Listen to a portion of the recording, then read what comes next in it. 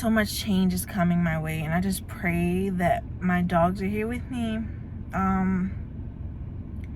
It's just so much. It's been so much, and it's like, what is happening here? And it's like, you know, like, oh, Rocky, hey, oh, look at you, hey, boo, here we go, here we go, hey, Rocky boo, hey, okay, you can't fall out. Hey, I don't even know how I'm starting this off. So, Roxxi is in the hospital. It's just wild to me. Like, I'll try to not worry about it too much because I went and checked on her earlier. But then I'll think about her and how she's not at home, and it makes me so stressed. And she's like in a little tank, because okay, so she's not in a tank, she's in a bag where oxygen is, the bag is filling with oxygen.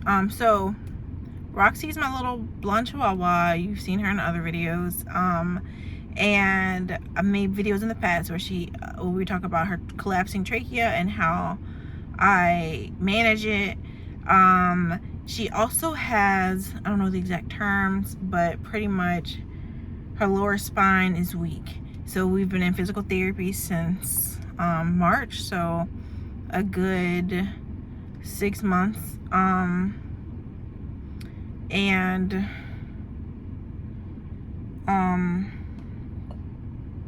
it's been working really well for her.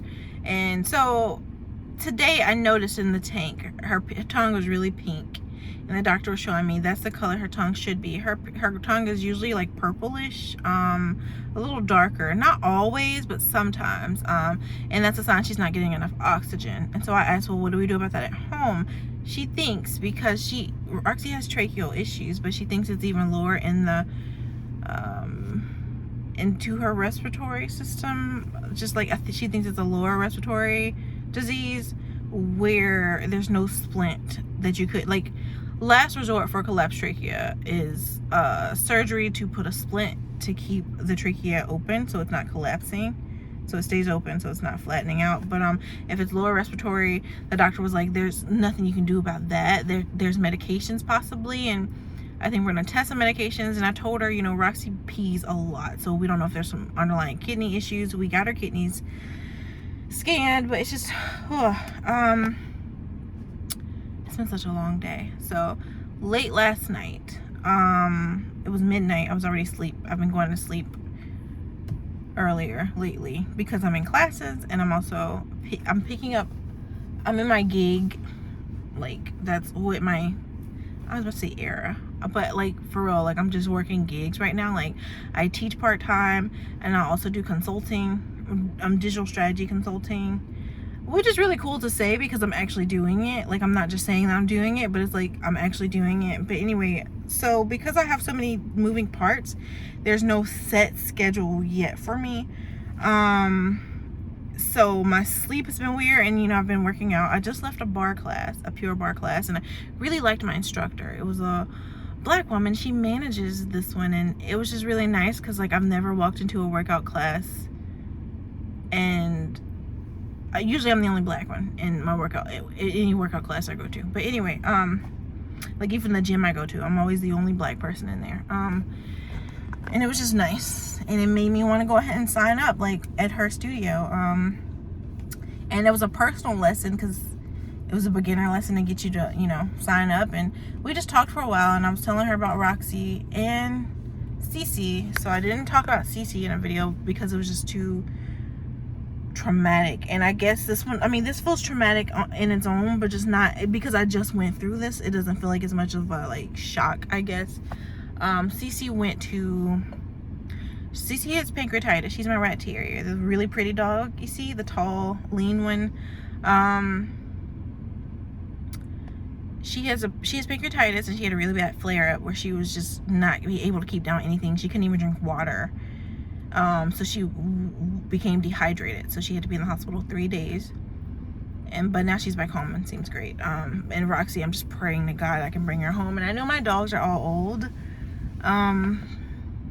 but you know, they're still my babies, and I just feel so overwhelming right now. Like turning 30, being laid off, best thing ever that happened to me, not financially, but my job was so fucking toxic, you would believe. There's a lot of jobs out there like that, but right before my 30th, and it's just been like this constant question of where's my, you know, once the severance is up, where's the money coming from? I'm telling you, as soon as I ran out of my severance, I was told, hey, you secured classes. I'm an adjunct professor.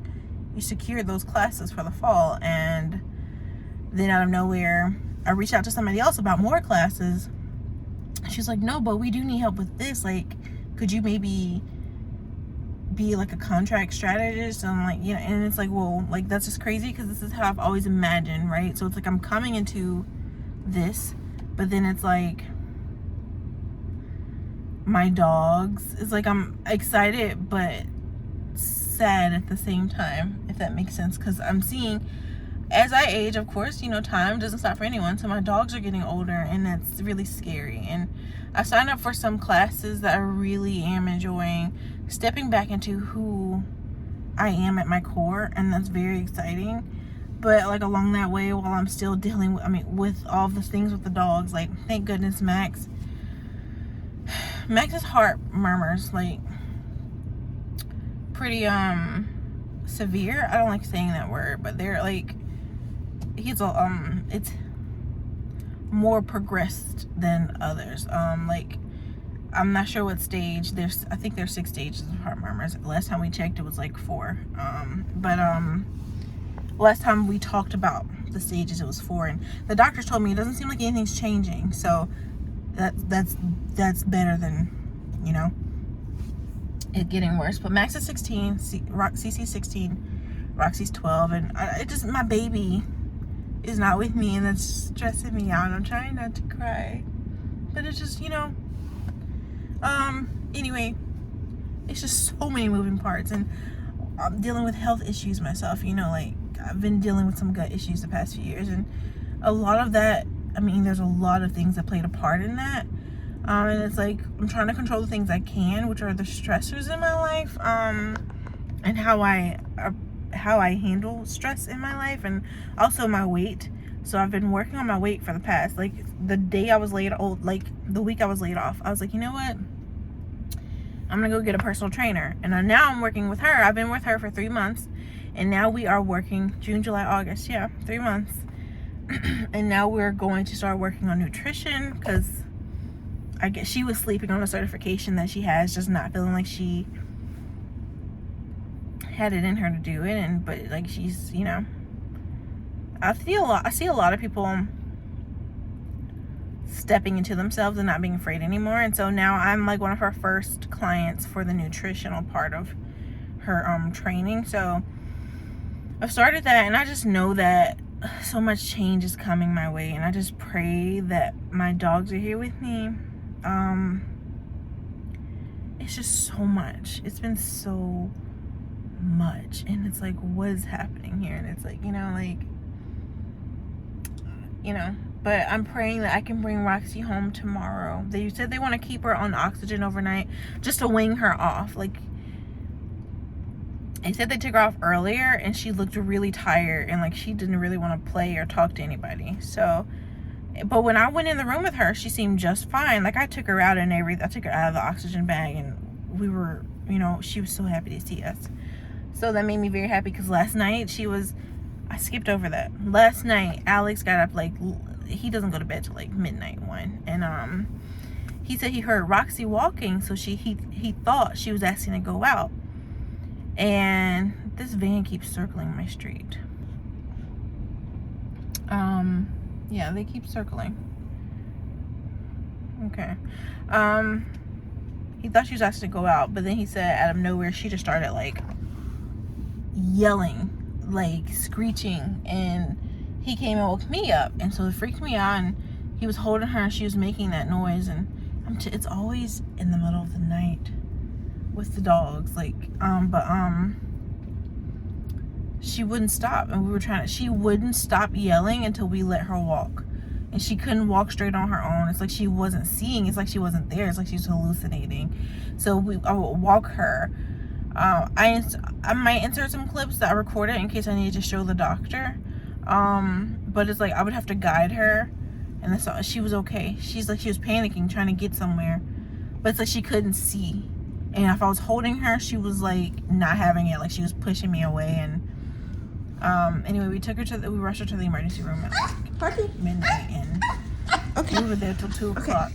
And I didn't go to sleep till 4. They kept her, of course, and they didn't sedate her. We don't want to sedate her. We don't want to sedate her because, you know, she has a collapsing trachea. But and so they can't do scans because they can't, you know, she would need a cranial scan and, you know, MRI. But and you don't want to put a dog in an MRI machine while they're awake. That would just freak them out. I freak out in the MRI machine. But she seemed in good spirits when I was there, so I'm just praying that in the morning they call me. I have a doctor's appointment in the morning because I hurt my shoulder, and I'm just praying they're like, you can come get her. She's good. They're weaning her off oxygen tonight, so they're slowly reducing the amount of oxygen going in and seeing how she responds to it. They said she's been panting very heavily in her, like breathing hard in her abdomen, so that's why they think it's a lower respiratory issue. And I just pray it's something that we can manage at home. But it's just a lot. And yeah, it's been a lot dealing with Cece and now Roxxi, and now fall is coming, so I'm praying that things get a little better. Pulling out the humidifiers, and fall is usually the time I'm thriving, so everything in my life thrives. Like I'm eating better. The dogs are eating fresher food because I'm cooking for them, and we're putting up a fence in the front yard. I'm excited. We're going to get rid of all these weeds, and you see the weeds through the windows. It's so many weeds. It looks real bad right now, like real bad. But anyway, in October, so in a few weeks, and I just want all my babies to be here and experience the nice fenced-in front yard for them during the fall. And yeah, but yeah, it's just a lot. It's a lot. And this is the best place in the United States for us to live for Roxxi. Who are these people walking down my street? But because it's just so humid here, but so moisture, you know, no dryness for her trachea. But it's so miserable and hot. I was talking to my friend about this. We feel like we live for the fall because it's just so hard. You can't do anything outside of I don't know these people walking down my street, and I don't like it. Anyway, though, it's just a lot. It's a lot. But I'm gonna go ahead and head inside and be with Cece and Max until, you know, for the rest of the evening. It's like 4 o'clock. I think I'm gonna grocery shop later, and then we are going to, they're like walking right by my car. I don't like this. Did you get a glimpse of them? No. But yeah, I've never seen these people. They just left the grocery store. They don't live on my street. I've never seen them. I sit, like, my office faces, I feel like that old lady who's always like looking out her window. But I'm always looking out my window because that's where my office is. But we're just gonna grocery shop, and I just pray I can bring Roxxi home in the morning. It's been a crazy 3 months. And I know sometimes life goes that way. And I told my teacher about all of this just because I thought I was gonna have to leave class today, and now I've just told my bar instructor, like, the past 3 months of my life. My bar instructor seemed like she genuinely was like, wow. My teacher was just like, okay, well, bye. But anyway, I really hope I can bring Roxxi home. And it's been a lot. It's been a lot the past few months, and I'm just praying the next few months are exciting. So yeah, I just wanted to check in. Hey, if you're here from Lemonade, let me know in the comments, because I talk about my doggies a lot over there. I talk about my dogs more here and on Instagram, but I've started talking about my doggies on Lemonade. At first it was just a girl's place, but I'm just interested because I saw when I, you know, there was a particular post when I was like, hey, what's your YouTube? And I saw a surge in my followers, and I just want to know who came from Lemonade. And hello, if you did, and hello if you didn't. But yeah, my neighbor has her dog. She has a leash hooked up to her house, and it's just stupid the way he just runs around and he barks at everything, and it's just crazy. But anyway, some people are so negligent with their animals. Like, I know he's hurting his throat every day doing that. But yeah. So thank you for watching. And I'm hoping that, you know, I can check in really soon with an update on Roxxi and if she's home, and with all the fall goodies. I'm sending Alex up to the attic tonight because tomorrow begins the fall for me. So September 1st is tomorrow. But yes, and I will talk to you later. I'm gonna head on in because my car has been running the 15 minutes I've been sitting here. So